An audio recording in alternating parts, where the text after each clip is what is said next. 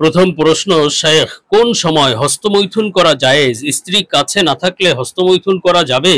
দ্বিতীয় প্রশ্ন, শেখ যে স্বপ্নগুলো মৃত্যুর পূর্বে বারবার দেখানো হয় এমন স্বপ্নগুলো সম্পর্কে আপনার আলোচনা শুনতে চাই। তৃতীয় প্রশ্ন, বিছানার উপর বা খাটের উপর নামাজ পড়া যাবে কিনা, পড়লে নামাজ হবে কিনা? আসসালামু আলাইকুম ওয়া রাহমাতুল্লাহি ওয়া বারাকাতুহু। আলহামদুলিল্লাহি ওয়াহদা ওয়াসসালাতু ওয়াসসালামু আলা মান লা নাবিয়্যা বা'দা। প্রিয় দর্শক, অত্যন্ত গুরুত্বপূর্ণ অনেক প্রশ্ন আমরা আপনাদের কাছ থেকে পেয়েছি। আজকের এই ভিডিওতে তোর মধ্য থেকে উল্লেখিত নির্বাচিত গুরুত্বপূর্ণ 3টি প্রশ্নের জবাব নিয়ে বিস্তারিত আলোচনা করবে ইনশাআল্লাহ। সুতরাং মনোযোগ সহ ভিডিওটি শেষ পর্যন্ত দেখবেন। আর আপনার কোনো প্রশ্ন থাকলে অবশ্যই কমেন্টে লিখে যাবেন, আমরা পরবর্তী ভিডিওতে জবাব দেব ইনশাআল্লাহ। আর আমাদের সাথে সরাসরি যোগাযোগ করতে, প্রশ্ন করতে, আরো অসংখ্য মাসালা মাসাইল জানতে আমাদের ওয়েবসাইট, অন্যান্য চ্যানেলগুলো, ফেসবুক পেজগুলো ভিজিট করতে পারেন, যার লিংক নিচে ডেসক্রিপশনে দেওয়া আছে। তো প্রিয় দর্শক, আমরা সরাসরি প্রশ্নের জবাবে চলে যাব। একটি প্রশ্ন ছিল, বিছানার উপর বা খাটের উপর নামাজ পড়া যাবে কিনা, পড়লে নামাজ হবে কিনা? দেখুন, বিছানার উপর বা খাটের উপর নামাজ পড়ার ক্ষেত্রে আপনাকে দুটি বিষয় মাথায় রাখতে হবে। দুটি বিষয় বুঝে আপনাকে সিদ্ধান্ত নিতে হবে যে বিছানার উপর বা খাটের উপর আপনি নামাজ পড়তে পারবেন কিনা। প্রথমত হলো, আপনার বিছানা পবিত্র নাকি অপবিত্র, এই বিষয়টি আপনার মাথায় রাখতে হবে। দ্বিতীয় হলো, বিছানা কি পরিমাণ নরম, এই বিষয়টিও আপনার মাথায় রাখতে হবে। দেখুন, প্রথমত আপনার বিছানা পবিত্র যদি আপনি নিশ্চিত হন যে বিছানা পরিপূর্ণ পবিত্র, তাহলে আপনি সেখানে নিশ্চিত নামাজ আদায় করতে পারবেন। সেখানে ঘুমালে অথবা থাকলেই যে বিছানায় নামাজ পড়া যাবে না, বিছানাটি নাপাক হয়ে গিয়েছে, এমন নয়। আপনি যদি নিশ্চিত জানেন যে বিছানা এখনো পবিত্র আছে, তাহলে আপনি সেখানে নামাজ আদায় করতে পারেন। আর যদি আপনি জানেন যে বিছানাটি অপবিত্র, নিশ্চিত সেখানে নাপাক আছে, তাহলে আপনি সেখানে নামাজ পড়া যাবে না, কেননা নাপাক জায়গায় নামাজ হয় না। কিন্তু যদি আপনি নিশ্চিত নন যে বিছানাটি পবিত্র আছে নাকি অপবিত্র হয়ে গিয়েছে, তাহলে আপনার জন্য উচিত হলো আপনি সেখানে নামাজ আদায় করবেন না। সেখানে নামাজ আদায় করতে হলে কোনো জায়নামাজ বিছিয়ে, পবিত্র কাপড় বিছিয়ে নামাজ আদায় করতে হবে। আর দ্বিতীয় বিষয় হলো যে বিছানা কি পরিমাণ নরম, এই বিষয়টি আপনার লক্ষ্য রাখতে হবে।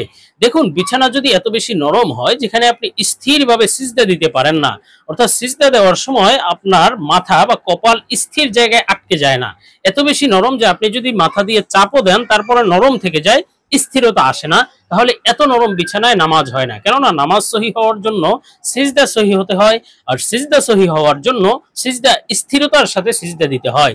সুতরাং এত নরম বিছানায় আপনার নামাজ হবে না যেখানে স্থিরভাবে সিজদা হয় না। কিন্তু যদি এত নরম বিছানা কিন্তু আপনি চাপ দিলে কপাল স্থির হয়ে যায়, তাহলে আপনার এত নরম বিছানায় নামাজ আদায় করা সহি হবে, নামাজ হয়ে যাবে। তেমনি ভাবে খাটের মাসালাও এই একই রকম। তো আমরা পরবর্তী প্রশ্নের জবাবে চলে যাই। প্রশ্ন ছিল, শেখ যে স্বপ্নগুলো মৃত্যুর পূর্বে বারবার দেখানো হয় এমন স্বপ্নগুলো সম্পর্কে আপনার আলোচনা শুনতে চাই। আল্লাহ সুবহানাহু ওয়া তাআলা বান্দাদের উপর অনেক বেশি করুণাময়, রহমকারী, দয়াবান। আল্লাহ তাআলা স্বপ্নের মাধ্যমে বান্দাকে বিভিন্ন সময় দয়া করে, মায়া করে বিভিন্ন বার্তা দিয়ে থাকেন। কখনো সতর্ক বার্তা, আবার কখনো সুসংবাদের বার্তা দেন।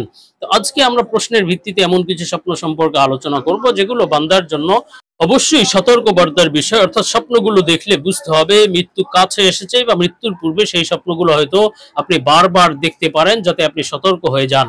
আর এই সম্পর্কে আমরা আলোচনা করব নির্ভরযোগ্য স্বপ্নের ব্যাখ্যার কিতাব আল্লামা ইমাম মুহাম্মদ ইবনে সিরিন রহমাতুল্লাহ আলাইহির তাবির রুইয়া থেকে। তো হযরত মুহাম্মদ ইবনে সিরিন রহমাতুল্লাহ আলাইহি বলেছেন, স্বপ্নে যদি কোনো ব্যক্তি নিজের হাতে টাকা দেখে, নিজের হাতে একটি টাকা আছে, সেই টাকাটি কোথাও উড়ে গিয়েছে অথবা পড়ে গিয়েছে, নষ্ট হয়ে গিয়েছে, এমন স্বপ্ন দেখলে তাহলে বুঝতে হবে এটি নিজের নয়, তবে নিজের সন্তানের মৃত্যুর সতর্কবার্তা। সন্তানের মৃত্যুর পূর্বে এই স্বপ্নটি হয়তো আপনি বারবার দেখতে পারেন, সতর্ক করা হতে পারে সন্তানের মৃত্যুর ব্যাপারে। তেমনি ভাবে স্বপ্নে যদি কোনো ব্যক্তি দেখে যে তার হাতে টাকা আছে, কিন্তু স্পষ্টভাবে আপনি দেখলেন যে সেই টাকাটি নষ্ট হয়নি, সুন্দরভাবে এই টাকাটি আছে, তাহলে এই স্বপ্নের ব্যাখ্যা এর বিপরীত ব্যাখ্যা হবে, অর্থাৎ আপনি সন্তান লাভ করবেন, আল্লাহ তাআলা আপনাকে সন্তান দান করবেন ইনশাআল্লাহ। তেমনি ভাবে স্বপ্নে যদি কেউ দেখে যে আপনার কাছে টাকা ছিল এবং সেই টাকা হারিয়ে গিয়েছে অথবা চোরে নিয়ে গিয়েছে, সেই টাকা আপনি আর ফিরে পেলেন না, তাহলেও বুঝতে হবে এটিও সন্তানের মৃত্যুর সতর্কবার্তা। সন্তানের মৃত্যুর পূর্বে আপনি এই স্বপ্নটি হয়তো বারবার দেখতে পারেন, কিন্তু যদি দেখেন সেই টাকাটি আপনি ফিরে পেয়েছেন, তাহলে এই স্বপ্নের ব্যাখ্যা হলো যে আপনার শীঘ্রই আপনার জীবন থেকে দুঃখ কষ্ট দূর হয়ে যাবে, জীবনে আর দুঃখ কষ্ট থাকবে না ইনশাআল্লাহ। তেমনি ভাবে হযরত ইমাম জাফর সাদিক রহমাতুল্লাহ আলাইহি, তিনিও বড় আল্লাহওয়ালা ইমাম ছিলেন, তিনি বলেছেন, স্বপ্নে যদি কোনো ব্যক্তি টাকা দেখে, এই টাকার বেশ 11টি ব্যাখ্যা রয়েছে টাকা স্বপ্ন দেখার। একটি ব্যাখ্যা হলো যে নিজের বা সন্তানের মৃত্যুর সতর্কবার্তা, যদি টাকার কোনো খারাপ অবস্থা দেখে, যে আমরা ইতিপূর্বে আলোচনা করলাম। কিন্তু যদি টাকা ভালো অবস্থায় দেখে, টাকা যদি জমা করতে দেখে, এই ধরনের স্বপ্নগুলোর ভালো ভালো ব্যাখ্যা রয়েছে। সে বাস্তবেও টাকা পয়সা অর্জন করতে পারবে, প্রচুর ধন সম্পদ লাভ করতে পারবে এবং আল্লাহ তাআলা তাকে সন্তান দান করবেন। আরেকটি ব্যাখ্যা হলো সে সচ্ছল জীবন জীবিকা অর্জন করতে পারবে। আরেকটি ব্যাখ্যা হলো টাকা স্বপ্ন দেখলে বুঝতে হবে তার মনের আশা পূরণ হবে ইনশাআল্লাহ। তেমনি ভাবে স্বপ্নে যদি কোনো ব্যক্তি দেখে যে তার দাড়ি খুলে জমিনে পড়ে গিয়েছে, তার দাড়িগুলো মাটিতে পড়ে গিয়েছে, এই স্বপ্ন দেখলে বুঝতে হবে আপনার মৃত্যু নিকটবর্তী, মৃত্যু কাছে এসেছে। মৃত্যুর পূর্বে হয়তো আপনি এই স্বপ্নটি বারবার দেখতে পারেন। তেমনি ভাবে যদি দেখেন যে কোনো রোগের কারণে দাড়ি উপড়ে যাচ্ছে, দাড়ি উঠে যাচ্ছে, আপনার ক্যান্সার হয়েছে অথবা যে কোনো রোগের কারণে দাড়ি উঠে যাচ্ছে, এমন স্বপ্ন দেখলে বুঝতে হবে এটি হঠাৎ মৃত্যুর সতর্কবার্তা। কোনো অ্যাক্সিডেন্টাল অথবা কোনো খারাপ অবস্থায় মৃত্যু হতে পারে, হঠাৎ মৃত্যু হতে পারে এবং তার ইজ্জত সম্মানও নষ্ট হতে পারে। এটিও একটি বড় সতর্কবার্তার বিষয়। আল্লাহ তাআলা আমাদেরকে সকল খারাপি থেকে হেফাজত করেন। তেমনি ভাবে স্বপ্নে যদি কোনো ব্যক্তি দেখে যে দাড়িপালা যে থাকে, যেটা দিয়ে ওজন করা হয়, দাড়িপালা ভেঙে গিয়েছে, নষ্ট হয়ে গিয়েছে, এমন কোনো স্বপ্ন দেখলে বুঝতে হবে ওই দেশের বাদশাহ, প্রধানমন্ত্রী, প্রেসিডেন্ট অথবা বড় কোনো ক্ষমতাধর ব্যক্তি, কোনো অভিভাবকের মৃত্যুবরণ করতে পারে, মৃত্যু হয়ে যেতে পারে। এটি পুরো দেশের জন্য একটি সতর্কবার্তার বিষয়। তো আমরা পরবর্তী প্রশ্নের জবাবে চলে যাই। প্রশ্ন ছিল, শাইখ কোন সময় হস্তমৈথুন করা জায়েজ? স্ত্রী কাছে না থাকলে হস্তমৈথুন করা যাবে? দেখুন, আল্লাহ সুবহানাহু ওয়া তাআলা মানুষকে সৃষ্টি করে মানুষের মধ্যে বিভিন্ন প্রয়োজন সৃষ্টি করে দিয়েছেন, হাজত বা চাহিদা সৃষ্টি করে দিয়েছেন এবং সেই চাহিদা পূর্ণ করার জন্য বৈধ এবং অবৈধ দুটি উপায় দিয়েছেন, দিক নির্দেশনা দিয়েছেন। তোমরা বৈধভাবে নিজের চাহিদা পূর্ণ করো, অবৈধ বিষয়ের কাছেও যেও না। যেমনি ভাবে আল্লাহ তাআলা মানুষকে সৃষ্টি করে আমাদেরকে খানার চাহিদা দিয়েছেন বা খাদ্যের চাহিদা দিয়েছেন। এখন এই খাদ্যের চাহিদা পূর্ণ করার জন্য বৈধ উপায় দিয়েছেন নিজের সম্পদ থেকে খাদ্য গ্রহণ করা, আর অবৈধ উপায় হলো অন্যের সম্পদ ভক্ষণ করা বা হারাম সম্পদ ভক্ষণ করা। এখন অন্যের সম্পদ বা হারাম সম্পদ দিয়ে নিজের চাহিদা পূর্ণ করা হারাম। তেমনি ভাবে নিজের যৌন চাহিদা আল্লাহ তাআলা সৃষ্টি করে দিয়েছেন মানুষের মধ্যে এবং এই যৌন চাহিদা পূর্ণ করার জন্য বৈধ উপায় দিয়েছেন এবং অবৈধ উপায়ও রয়েছে। বৈধ উপায় হলো দুটি।